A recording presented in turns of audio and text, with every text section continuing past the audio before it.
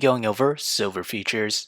In this video, we're going over my trade idea of the week and the day-by-day probability model. So let's start off with the technical analysis on the winner chart. We're in NUGT. We're at oversold levels with the RSI. With the 4-hour chart, we are in NUGT and at oversold condition with the RSI. As we extend that further to the daily chart, we remain in positive MACD, but we're seeing signs of a diverge. As with the trade idea, I'll be trading SLV. My trade position size for it is less than 1% of my portfolio. My long entry is at $20.56, and that is this range here.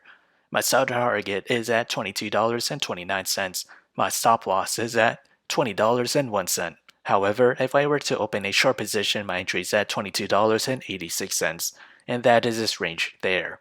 My sell target is at $21.13, and my stop loss is at $23.47. So whichever entry price were to hit first, that'll be my position of the week. So how did I develop these trade ideas? It all comes from the day-by-day probability model. And as we progress to the 5th day or week of trading, silver futures has a 50% chance to climb between 0 to 5%. To the downside has a 30% chance to fall between 0 to negative 5%. And a 20% chance to fall between negative 5 to negative 11%. So if you enjoyed this content, feel free to like, comment, subscribe, and thank you for watching.